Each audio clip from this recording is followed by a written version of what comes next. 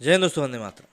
तो न्यूजीलैंड में जो खबर निकलकर सामने आ रही है कि फाइनली कश्मीर फाइल्स के ऊपर बैन लगा दिया गया है, जबकि इसको लेकर इंडिया में भी कई सारे पिटीशंस निकाले गए थे कि भाई सिग्नेचर करिए और ऐसा वैसा।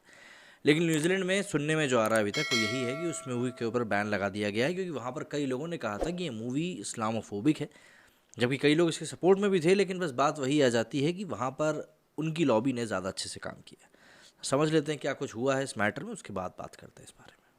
भारत में रिलीज होने के बाद से ही चर्चाओं में रही Bollywood film the Kashmir files अब न्यूजीलैंड में भी सुर्खियां बटोर रही है। दरअसल इस फिल्म की न्यूजीलैंड में स्क्रीनिंग पर रोक लगा दी गई है। पहले फिल्म को ए सर्टिफिकेट के साथ रिलीज की मंजूरी मिल गई थी, लेकिन मुस्लिम समुदाय की मांग पर हुई समीक्षा के बाद सेंसर बोर्ड ने फिल्म पर रोक लगाने का फैसला किया है। सेंसर बोर्ड के इस फैसले से न्यूजीलैंड के पूर्व उपराष्ट्रपति भड़क गए हैं। उन्होंने कहा कि इस्लाम के नाम पर आतंकवादियों का बचाव नहीं होना चाहिए। न्यूजीलैंड के पूर्व उपराष्ट्रपति विंस्टन पीटर्स ने इसे न्यूजीलैंड समेत दुनिया भर के लोगों की इंडिपेंडेंस पर हमला बताया है। अपने फेसबुक पोस्ट में पीटर्स ने लिखा कि इस फिल्म को सेंसर करना न्यूजीलैंड में 15 मार्च के अत्याचारों की जानकारी को छिपाने की तरह है। पीटर्स ने आगे लिखा कि इस्लाम के नाम पर आतंकवादियों का बचाव नहीं होना चाहिए। आतंकवाद का हर तरह से विरोध किया जाना चाहिए। सेंसर बोर्ड ने इस पर विवाद पर कहा है कि फिल्म सेंसर करने का ये मतलब नहीं है कि देश में फिल्म पर प्रतिबंध लगाया जा रहा है। मुस्लिम समुदाय के सदस्यों ने उनसे संपर्क कर चिंता जताई कि फिल्म से मुस्लिम विरोधी भावना और घृणा पड़ सकती है। द कश्मीर फाइल्स ने 90 दिन करीब 24 करोड़ का बिजनेस किया है। 11 मार्च को रिलीज हुई फिल्म ने बॉक्स ऑफिस पर अब तक करीब 190 करोड़ से भी ज़्यादा ही कमाई कर ली है। ट्रेड पंडितों के माने तो जल्द से जल्द ये मूवी 200 करोड़ का भी आंकड़ा पार करेगी, क्योंकि फिल्म की एडवांस बुकिंग भी काफ़ी ज़्यादा चल रही है। मध्य प्रदेश, गुजरात, कर्नाटका, उत्तर प्रदेश, हिमाचल, गोवा और त्रिपुरा को मिलाकर 8 राज्यों में फिल्म को पहले ही टैक्स फ्री किया जा चुका है। अब केंद्र शासित प्रदेश चंडीगढ़ को मिलाकर ये संख्या 9 हो गई है। चंडीगढ़ यूटी प्रशासक की तरफ से रविवार को यह आदेश जारी किया गया, जो सोमवार से लागू हो जाएगा। प्रशासक की तरफ से जारी आदेश में फिल्म को स्टेट टैक्स से भी छूट दी गई है।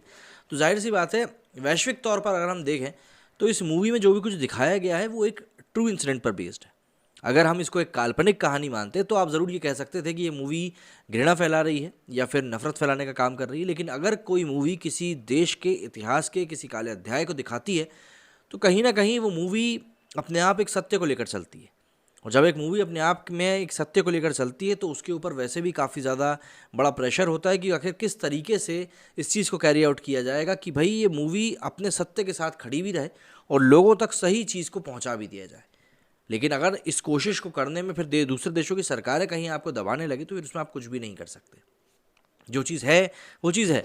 यदि हम उस चीज़ को अगर नहीं मानेंगे तो फिर आप कैसे कर सकते हैं? अगर हम हिटलर को बुरा ना कहेंगे तो ऐसा तो है नहीं कि हम हिटलर की छवि को सुधार रहे हैं, ऐसा तो बिल्कुल नहीं है।